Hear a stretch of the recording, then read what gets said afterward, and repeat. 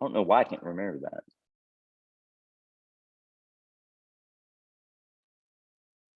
Okay, so first slide. Muscle contractions produced by electrical stimulation are very similar than those that we do naturally. But they are a little bit different, but there are differences. So normally, whenever we contract a muscle voluntarily, if y'all remember from anatomy, you have type 1 muscle fibers and fast twitch type 2 muscle fibers. Well, with normal muscle stimulations, we activate our type 1 fibers first, because those kind of fibers have more endurance and can contract longer, and then we contract our type 2 fibers. Now, we don't have to think about that like, okay, I'm going to try first go ahead and turn on your type 1 fibers. Now I need more power, so turn on type 2. We don't have to think about that. It's just normal. But with electrical stimulation, it's actually backwards. The type 2 muscle fibers are innervated first, only because they're bigger and they have bigger axons. Their nerves are bigger. So it's actually the electrical stimulation with electricity is backwards than what we do naturally. Even though it looks the same and it does the same thing, it just stimulates the nerves in the opposite order, but it still works. So if you just think about, if you have a hard time remembering that, just remember the electricity stimulates the type 2 muscle fibers and the largest axons first. The largest nerves get activated first. And maybe you can think about that, because just think the larger the axon, the more it's going to pick, the more electricity it's going to pick up.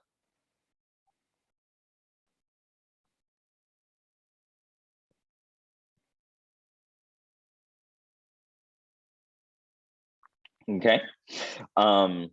This just lets you know that that electrical stim is beneficial for patients with disuse atrophy. We've talked about before. We have talked about before that the patient when the patient is getting the stim, they should perform both a voluntary contraction along with the electrical contraction. Okay, so whenever patients are getting the stim, when they feel the stim come on, we always tell them, pretend, even though you're weak, I want you to do everything you can and work with the machine. Okay, so when you feel the machine contracting your muscle, you try to contract the muscle at the same time. That when you do that, that not only gets the muscle and the nerve working better and healing back together again, and the muscle stronger again, but it will also send signals to the brain to make the muscle get its strength back quicker. So it's almost like you're rewiring the brain a little bit, or sending signals to the brain and the muscle at the same time.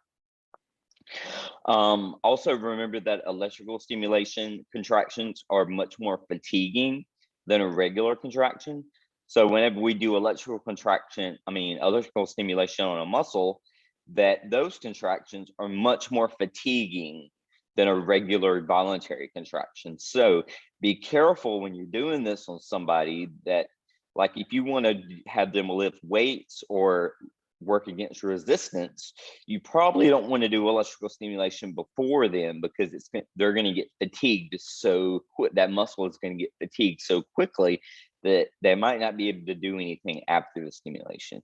And the reason that you do fatigue much more quicker with the electrical stimulation is because we are stimulating every single axon that goes to that muscle, and every single muscle fiber is contracting.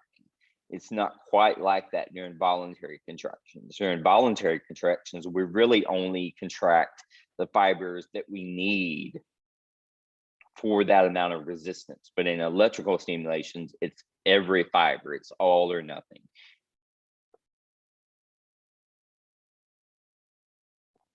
Okay, I won't read this word for word, but just to let you know, smoothness of the muscle contraction.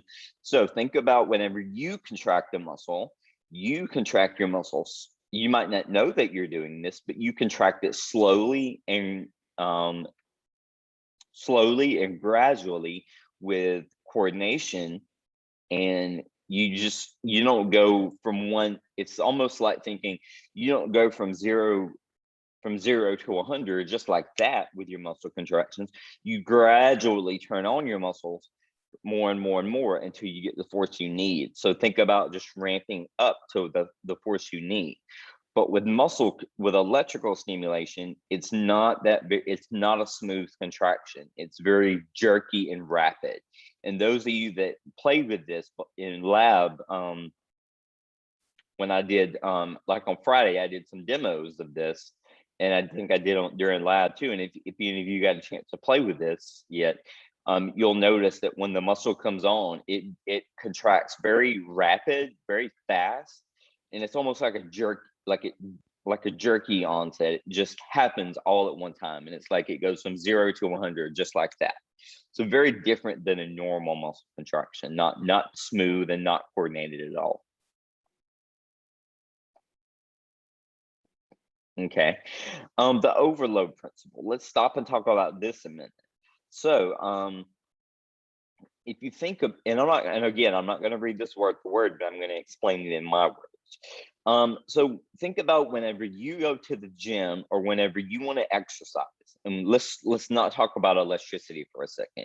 And let's say you want to get stronger, or you want to be able to run farther. So you're a runner and you want to be able to increase your distance. What we always do in order to be able to challenge our system, in order to make gains, we have to do what we call the overload principle. That means we have to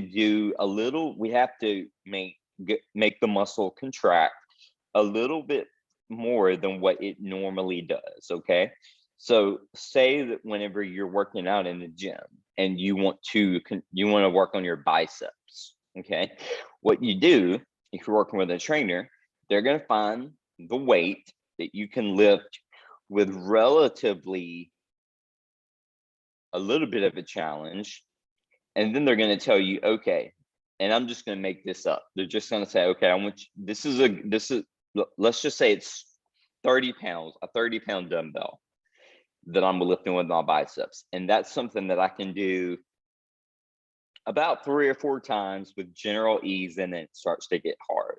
So the trainer says, okay, that 30 pounds is something that's challenging for you. So that's overloading your muscle strength. So I'm going to have you stay at that weight, and then you're going to work out on that weight until it gets easy. So what we did there, we overloaded the bicep with more weight than what it can normally contract for several contractions. And that's what we do with electrical stimulation. We're overloading the muscle with the electrical current, and that's causing all the muscle fibers to turn on. And that will happen if you can get the muscle to contract, every fiber will come on, whether it's a little bitty muscle, a big muscle, an atrophied muscle, or not. Every fiber will come on if you get the motor point just right. And you have to turn up the stimulation high enough to where you get a full contraction. So you can have the stimulation down low and the person only gets like a little bit of a twitch. And if you remember with IFC, some of you were getting more than just little twitches under your skin. You were getting like the whole shoulder jerking or like the whole foot jerking. We want to go way beyond that with electrical stimulation from muscles, obviously.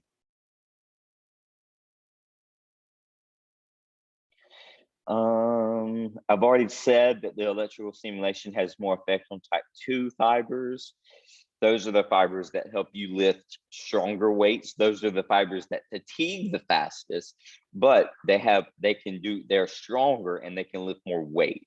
Okay, think about type 1 fibers as the fibers that have more endurance and can go longer, but do less weight. Okay.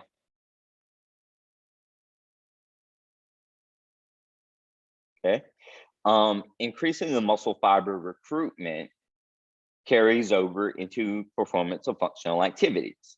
So what we like to do is when you're doing muscular electrical stimulation for muscles, don't just do your strengthening with electricity, because that's not real life. That's not a normal contraction.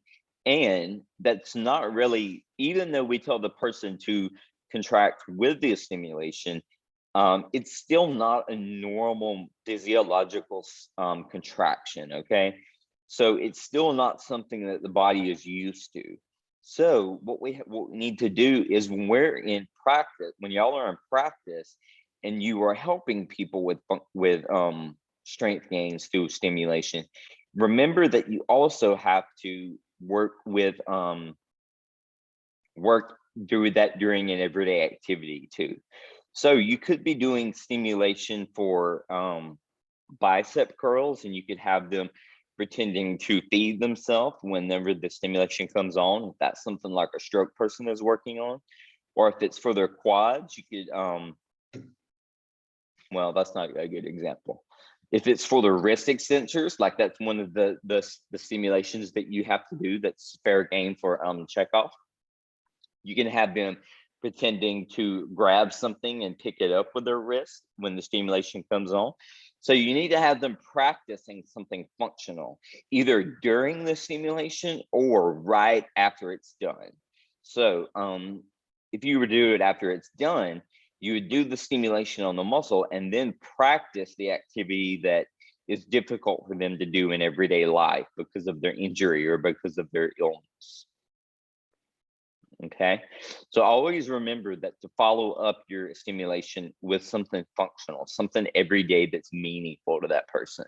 Now, there are some electrical stimulation units that are made to work during function, and they're made to help a person work when they're grabbing objects and letting go of objects. It works all the same time, but those are pretty high tech, and those are pretty computerized and lots of setup. And usually you have to meet with, it's not something that you learn in school. It's usually something you learn on the job. And usually it's a rep, like a company rep that comes and teaches you how to use it. And then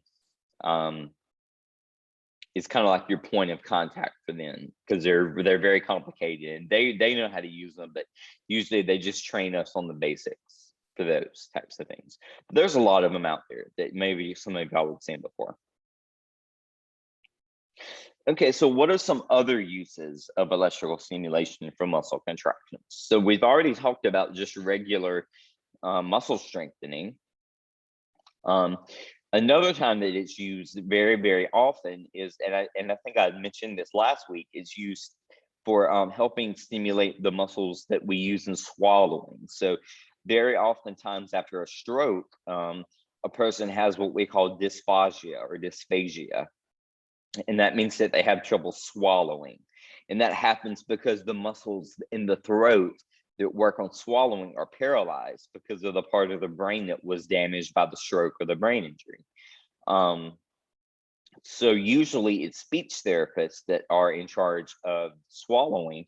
And what they will do, they will use tiny, tiny electrodes, and they know just where to place the muscles on the electrodes on the muscles. And they'll have the person practice swallowing normally when the stimulation comes on for them. Okay. Now, if you remember last week, I said we never put electrodes on the front of the neck. Now, we should never, as PTs and PTAs, we should never be putting electrodes on the front of the neck because of the carotid sinus, and that can mess up our blood pressure and all kinds of things. But speech therapists have tiny, tiny, tiny electrodes, and they're very specially trained in just how to do this. So they can do it, but we should not do this.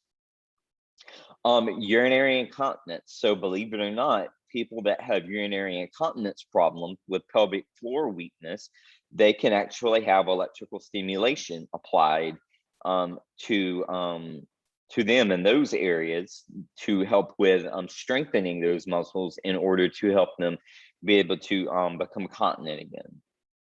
There's different ways you can do it.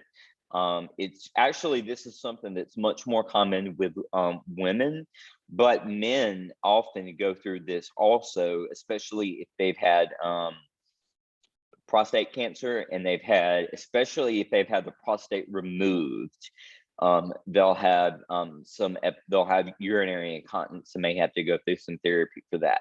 Now, don't think that if you have urinary incontinence that all therapy is going to be electrical. It's not. It's just that with urinary incontinence, with people that work in, it's that people that especially are trained to work with urinary incontinence.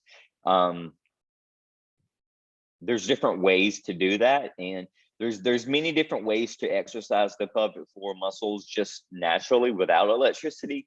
But a lot of times those people, if they are having a incontinence bad enough to where they do need to go see somebody, then electrical stimulation is usually going to be used.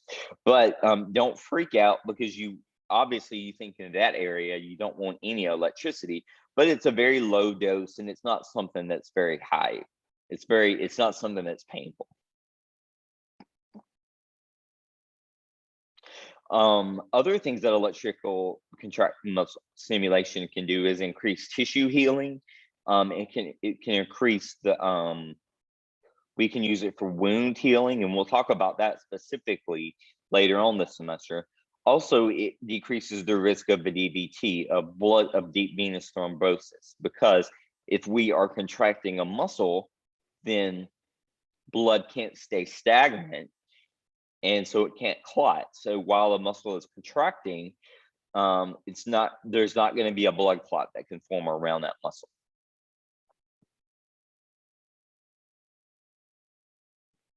Okay, so just to remind you before we move on, just remember that most of the stimulation that we do for muscles is a biphasic current. Okay. And if you don't remember what biphasic stands for, please go back and look up in the general. And I think it was the first lecture we did on electricity. I think it was last week for sure, on Monday, that we talked about that. Remember what biphasic means. Okay, let's move on to Russian protocol. So really, y'all aren't going to have to check off, or we're not going to practice Russian, because Russian can be quite uncomfortable, as you can imagine, because if you see here, it uses 2500 hertz as its electricity. So it's quite a large number of quite a high amount of electricity. And they use this, like I said last week, for training of Russian athletes before the Olympics. Because you work out with electrical stimulation while you're lifting weights at the same time. And that's what they did. They would actually the athletes would be lifting weights and doing their activities while they have the stimulation on. And these people bulked up and got so strong in no time. It was crazy. Until they got caught. Okay, so let's talk about our currents with our biphasic. So usually we're going to do a symmetrical current for most muscles, and that just means that the charge is going to be 0 in the body when we turn it off. Symmetrical currents are more comfortable with large muscles. Okay, so muscles like the quads, the hamstrings, maybe the calf. If you're doing those muscles, maybe the anterior tibialis if it's a really tall person, those muscles are going to contract better, and the stimulation would be more comfortable on a symmetrical current. Okay, and this is one of the things that you have to choose during your machine setup, is a symmetrical or asymmetrical current. Now, an asymmetrical current does leave a little bit of charge in the tissue after it's done, but the asymmetrical current seems to be more comfortable with smaller muscles. So if you're doing contractions of like the wrist extensors and the finger extensors, some people have to work on the finger flexors. If you're doing it for maybe like if it's the anterior tibialis of a smaller person, you'll probably use the asymmetrical current. Maybe on the bicep, it could go either way. If the person is a smaller person, they might need an asymmetrical current, and they might tolerate that better. But if they're a larger person, they may need a symmetrical current to be more comfortable. It just really depends on their size. Okay, let's talk about our parameters real quick. Guys, hold on 1 second. I have got to plug in my laptop. Just got a message. 1 second, please.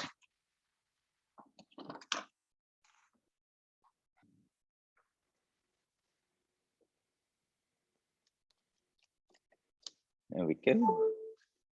All right. All right. So where were we? Here's your parameters for NMES, for neuromuscular electrical stimulation. So we talked about the motor point last week, and we briefly, and I said the motor point is the place on every muscle where the electrical stimulation will produce the greatest contraction, okay, and also with the least amount of electricity. And that almost always corresponds to where the neuromuscular junction is, where the main nerve comes and hooks into the muscle. The motor point usually corresponds to that. Not all the time, but almost always. Now that would be for one electrode. The second electrode is always placed distally on the same muscle. Okay. So almost always, and well, really always, your one electrode is going to be over the motor point in a proximal area of the muscle, and then the second electrode is going to be distal on that, but on the same muscle. So don't put it distal down the extremity. It's got to be distal, but on the same muscle belly. So if I was contracting my biceps, I would want one electrode here toward the origin, and the second one down here closer to the insertion. But not on the insertion, because that's just ligamentous and tendinous. You want it to be on the muscle belly itself, okay? And you always want to try to go parallel with the muscle fibers. You don't want it to be a side-by-side thing. So if it was on my quads, I wouldn't put one like on the side of my thigh and then one on the outside. I'm going to put one at the top and one at the bottom, because you want to stay on the same muscle belly and you want to stay parallel to the fibers. And just like for IFC and TENS, you want your electrodes to be at least 2 inches apart. That's especially, now that is true for all electrical stimulation.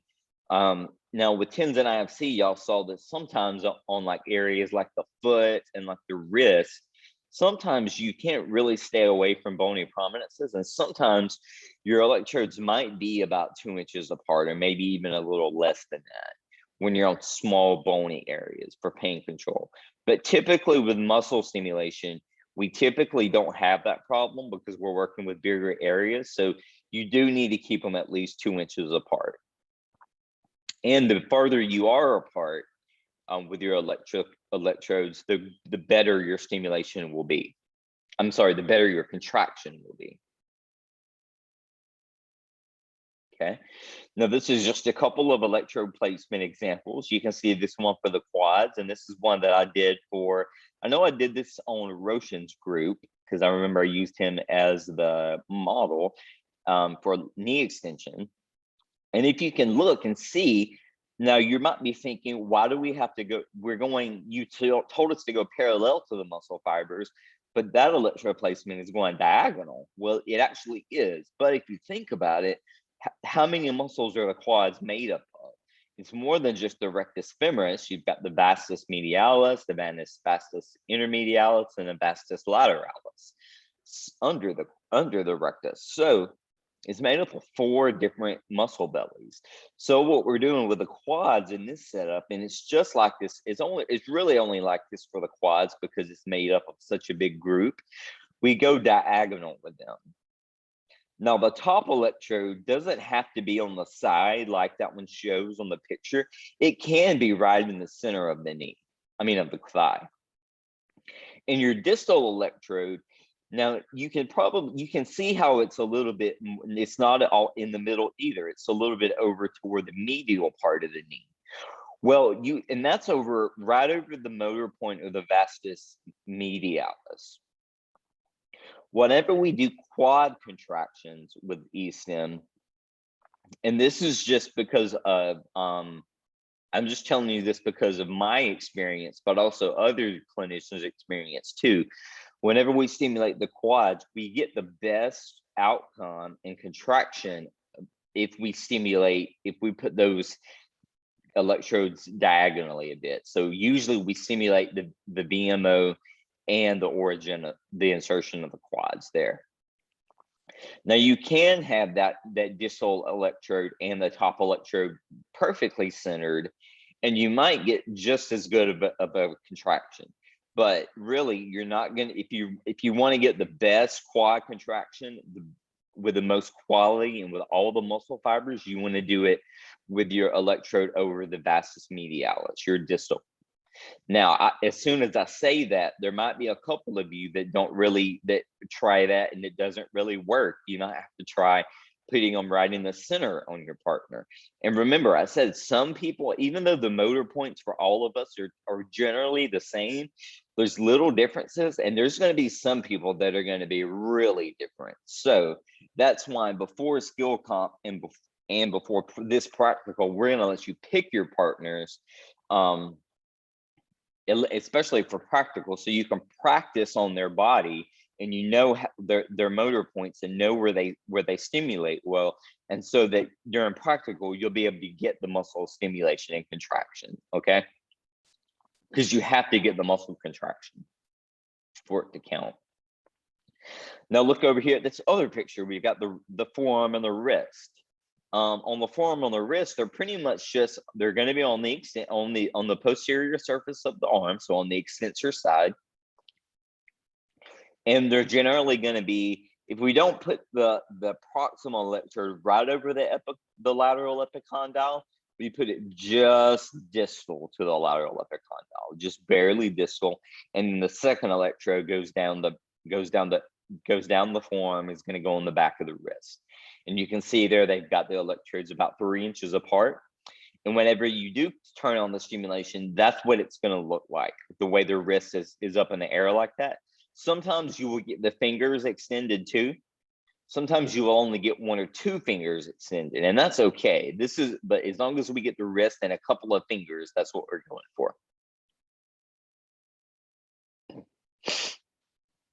So when would you use these? So for the quads, you would use this a lot after somebody that's had a knee replacement, a ACL reconstruction, after those types of surgeries. For some reasons, the quads just tend to shut down and you just almost can barely do anything. You can barely do an isometric contraction for some reason. So for some people, they have to have electrical stimulation to get those quads back on. For wristing finger extension, we use those a lot more often with people.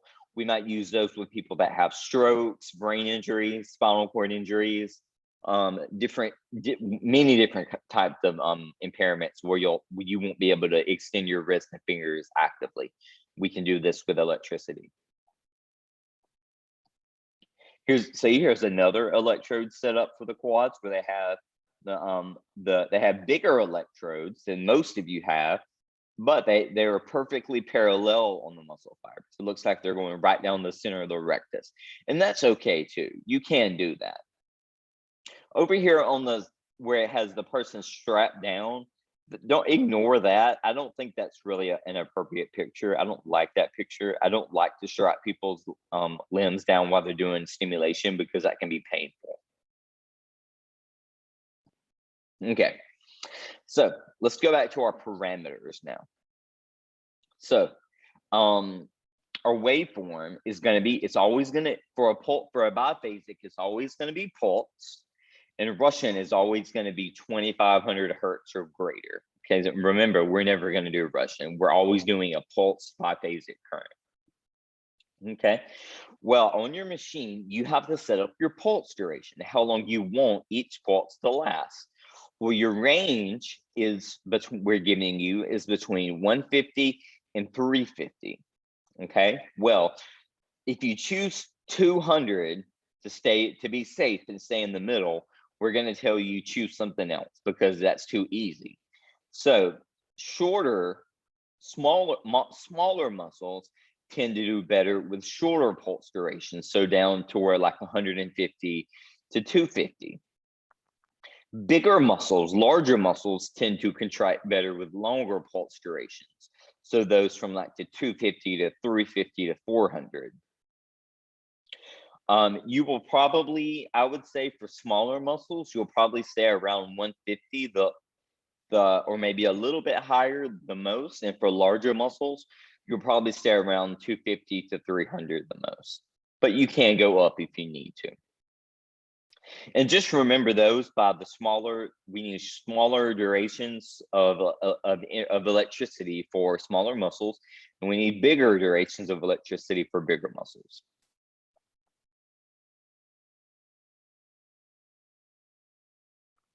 Okay, let's talk about our frequency. Okay, frequency will always be very important. We'll always start off on a low frequency to produce muscle contractions, okay? So we'll always start off around 30 hertz or 30 pps, pulses per second. But your range for any muscle contraction is going to be between 30 and 50 pps. And you can be anywhere in that range, and we will accept it. Now, sometimes you might find that in that range that you can get a contraction, but it's not comfortable, or the person can feel the stimulation, but there's no contraction coming on.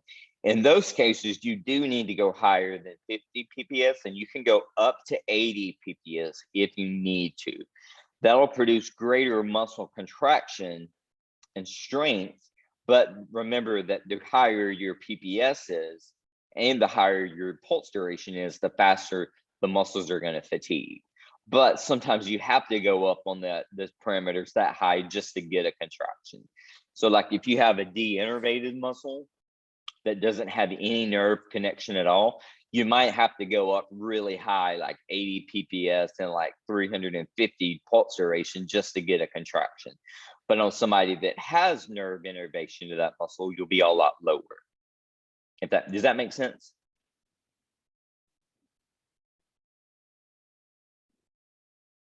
I guess so. Okay, we did talk about on and off time. So we have on and off time with tendonitis C too. And typically with NMES, we have the same thing.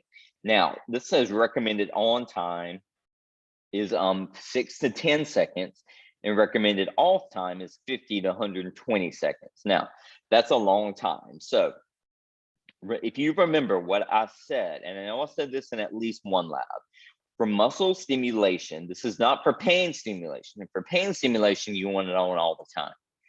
But with muscle stimulation, you want it on and off time, and you want it to initially be a ratio of 1 to 5. So once it could be 1 second, 10 seconds on and 50 seconds off. Okay, and that'll be what happens in 60 seconds. Okay, so that will be 10 seconds of electricity on and 50 off. That's the same as saying 1 second of electricity on and 5 off. That fraction can be reduced. Now, in real life,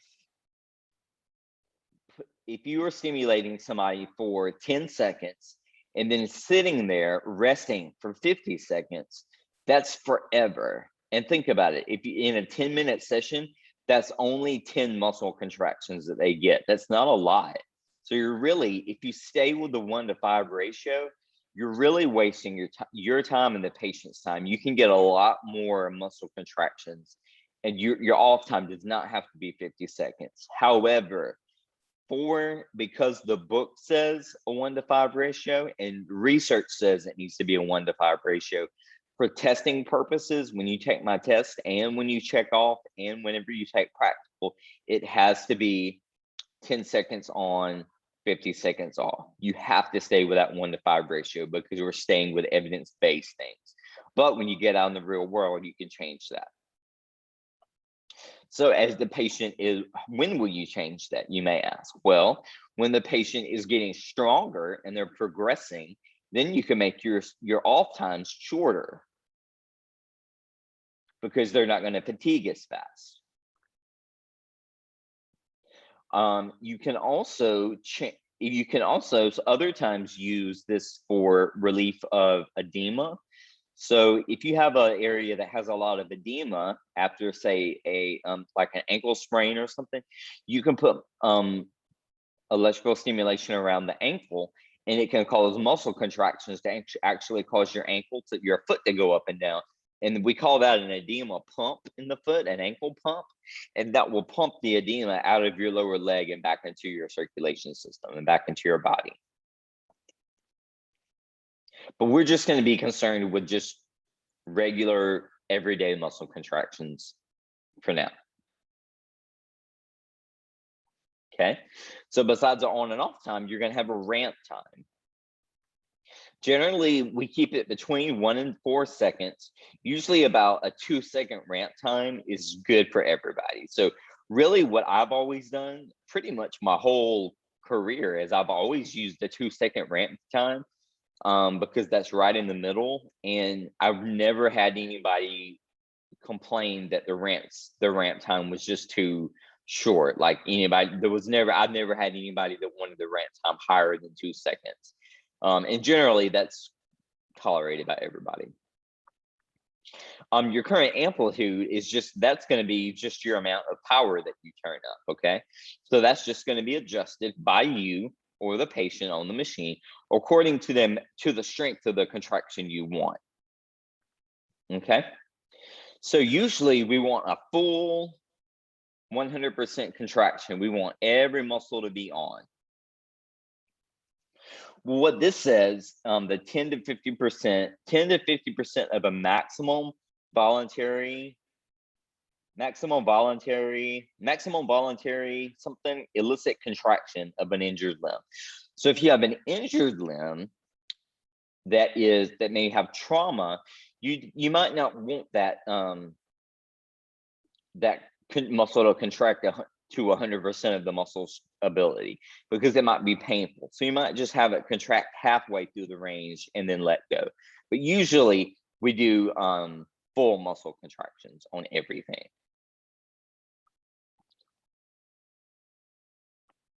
Okay, treatment time, we usually want to get at least 10 to 20 contractions.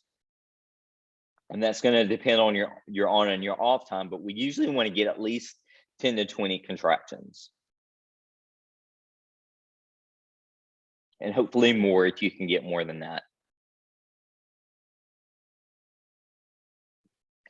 And that's actually all for this lesson. So I did throw a lot at y'all at this lesson. So I am happy to go back to anything on this presentation about NMES. So if you let me know. So y'all start thinking, go back to it now. If you got mixed up between the differences between Russian and biphasic, let's talk about that. If you need to talk about the parameters, let's talk about that. Electrode setup, time things, any of those things. Anybody have a question about any of those things?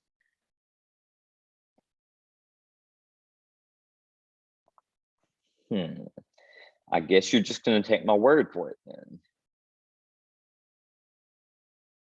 Okay, well, if y'all will do this, if y'all will look over the PowerPoint again, and please, before Wednesday, even though we're checking off on IFC, we're still going to have lots of time to practice TENS and NEMS, okay? And when I say NEMS, that's the muscle contraction.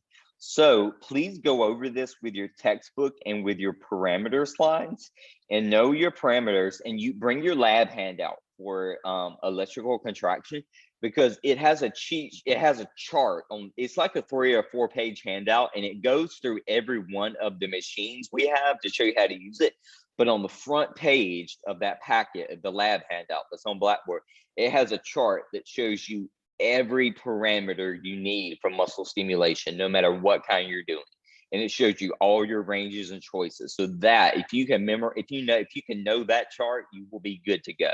Okay, so y'all know that chart for Wednesday for practice and be ready for IFC, and then we'll keep going over tens.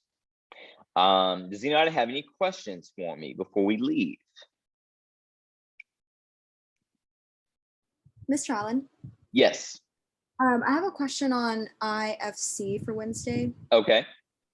So when you're setting up the machine, do you always start, so like you press the IFC button and then you press target, and then for example, for low, when you do get a muscle contraction, you switch it to sweep, right? The button? Yes. Okay, great. Yeah, I didn't say that on the rubric, so I was just like double checking. Yes. And then for the high rate or low rate, will we get a scenario on Wednesday that says, like, for example, if it's like chronic or something, then that's how we would know to do like low rate? Or it'll either say something like chronic or acute. It might say like acute muscle spasms, and in that case, you would want to keep it on. If I said if they had an acute injury and they were having muscle spasms, which would you do? oh, acute and then muscle spasm, I would do high rate. Yeah, and why? Because they're having the muscle spasm, so I guess you don't want a muscle contraction for low rate. Right. Yeah, because the low rate would make the muscle contractions, and that would be even more painful. Yes. Awesome. Thank you. You're welcome. Any other questions? Even scenario Friday questions, if y'all have questions on that. Where was that chart located at? The chart I was talking about, it's on your lab handout for this week for muscle stimulation, and it's on the very front page. It's somewhere in course content. I don't remember just off the top of my head where it is, but it's there. Mr. Allen? Yes. I was looking at those, our individual assignments, like the journal article review and all those. There's rubrics up, but no instructions. Oh, I'm sorry. The rubrics might have, let me look and see, because I think one of my rubrics has the instructions on there, but yes, thank you for bringing that up. You can't do anything if you don't have any instructions, so that's my bad. Mr. Allen? Yes. On the scenario Fridays, I know we had kind of like required